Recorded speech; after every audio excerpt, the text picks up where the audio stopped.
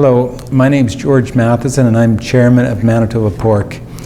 We've recently completed our fall meetings for Manitoba Pork Council, the east and west sides. Attendance was good for both meetings, 50 for the east side and 60 for the west. Of course, due to COVID regulations, the meeting was held by Zoom, but I like to think that we're all getting better at it and getting more familiar with it, and so under these circumstances, it is sufficing. We had 4 speakers at our meetings talking about 3 different topics.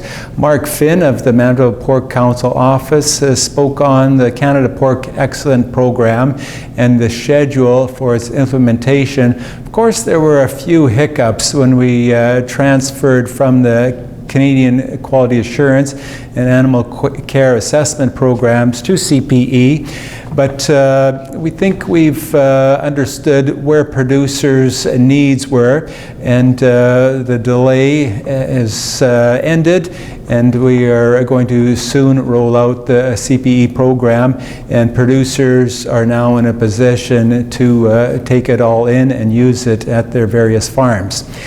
We also had Dr. Egan Brockhoff, the vet for the Canada Pork Council, speak, and he spoke on African swine fever and the latest news in regards to it.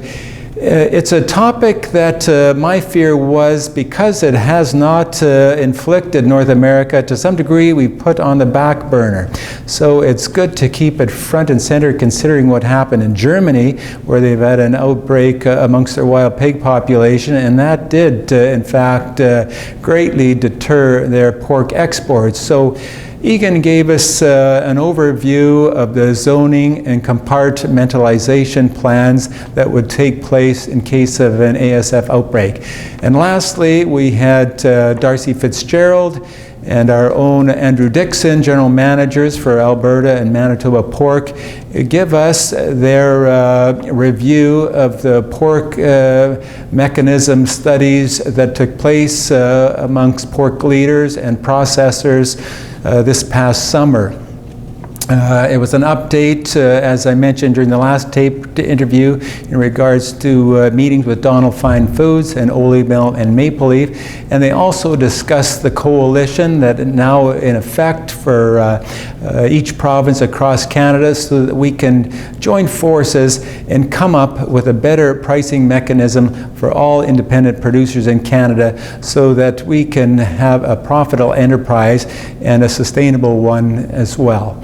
So it was a very good meeting. We had questions that were polled and good participation, and we hope that, of course, by this time next year, COVID will be no more in our lives, and we will get back to in-person meetings.